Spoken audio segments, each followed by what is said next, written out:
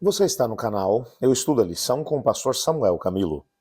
Hoje é quinta-feira, dia 13 de fevereiro de 2025. E o tema que estudaremos na nossa lição da Escola Sabatina será o amor e o mal.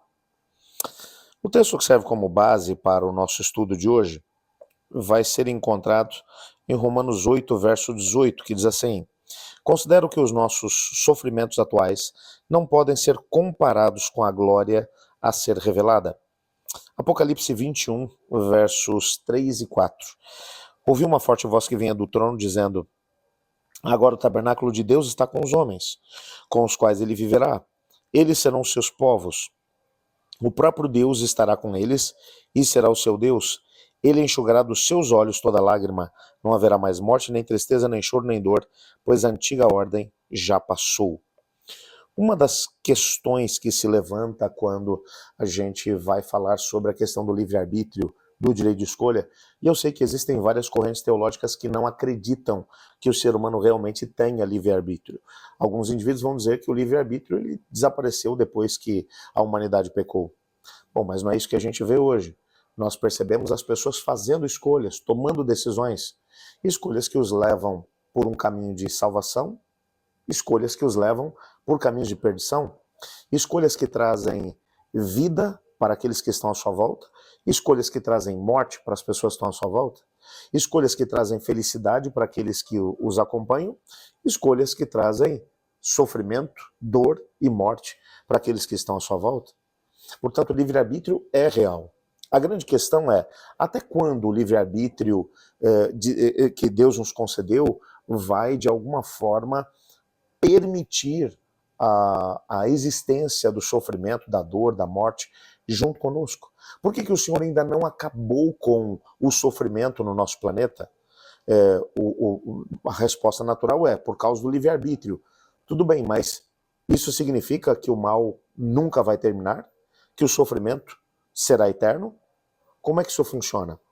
Esses são alguns dos temas que a gente vai analisar ainda hoje.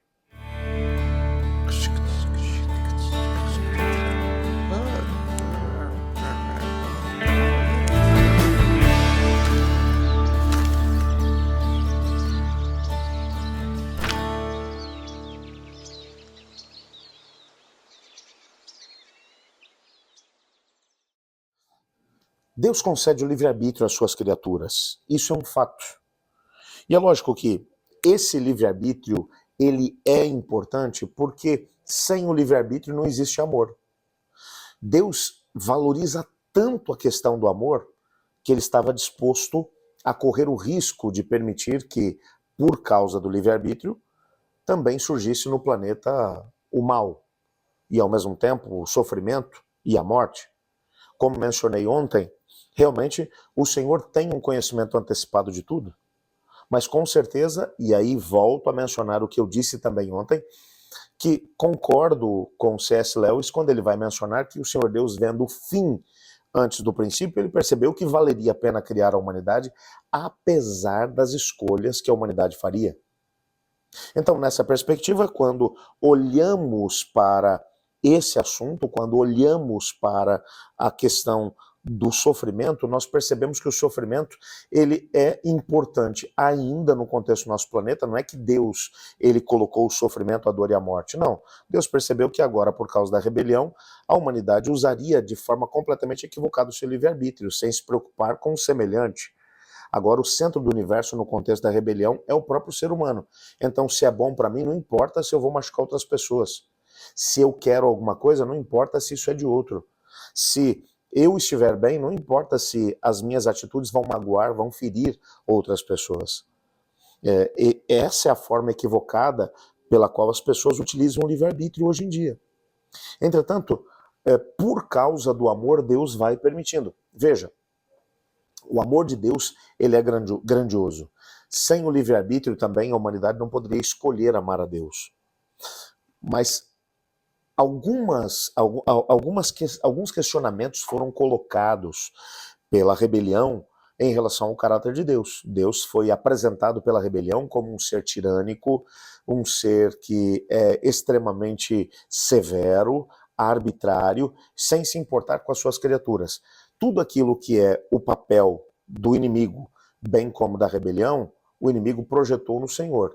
O que ele é e o que ele traz como consequência das escolhas pela rebelião, ele projetou no Senhor. Portanto, deveria haver um tempo para que, diante de todas as criaturas de Deus, do universo, a rebelião fosse desmascarada.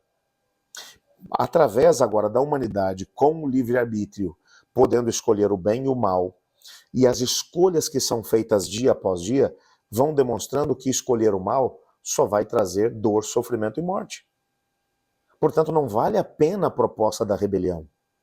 Entretanto, para que todas as pessoas tenham oportunidade de exercer o seu livre-arbítrio, a Bíblia vai mencionar que o Senhor Jesus ele não virá para poder exterminar a dor, o sofrimento e a morte, para acabar com a rebelião, enquanto ele não tiver dado todas as oportunidades possíveis para que a humanidade perceba: a rebelião não vale a pena. O melhor é o reino de Deus. Quando a última pessoa da terra fizer a sua escolha, quando o Senhor Deus tiver dado todas as possibilidades para que a humanidade use de forma correta o seu livre-arbítrio, então ele virá, colocará um ponto final na rebelião, e então a rebelião, bem como o rebelde, todos os seus demônios serão destruídos no lago que arde com fogo e enxofre, e infelizmente, aqueles que abraçaram a rebelião e resolveram viver tendo como base o princípio da rebelião, que é um egoísmo puro e verdadeiro, no sentido de que o indivíduo vive para si mesmo sem se preocupar com os outros, que é completamente antagônico ao reino de Deus, esses indivíduos também serão destruídos junto com a rebelião. Porque o Senhor Deus não permitirá que pessoas usando seu livre-arbítrio continuem a viver para si mesmas. Porque no reino de Deus, nós não vivemos para nós mesmos, nós vivemos para a coletividade, nós vivemos uns para os outros, e isso vai trazendo felicidade, harmonia e vida. Você compreende que a dor, o sofrimento e a morte terão um fim, mas somente quando o Senhor Deus tiver dado todas as oportunidades possíveis e imagináveis para que todas as pessoas tenham conhecimento de que a rebelião não vale a pena. Quando esse tempo chegar, e quando é que ele chegará, pastor? Bom, nós não fazemos ideia. Hoje, imagine agora essa ilustração. Imagine uma torneira que tem lá que está mal fechada e tem lá uma goteira. E aí vai pingando gota a gota dentro de um grande recipiente. Em algum momento, uma gota cairá lá dentro e fará com que a água transborde. A graça de Deus tem sido oferecida à humanidade de forma inequívoca desde que Adão e Eva pecaram. Mas chegará um momento em que essa graça terminará. É aquilo que a Bíblia chama de fechamento da porta da graça, quando a graça e a misericórdia de Deus se encerrarem, o Senhor Deus no santuário celestial, Jesus no santuário celestial, ele dirá: está consumado. Então agora, aquele que está sujo permaneça na sua imundície, e aquele que está purificado permaneça limpo.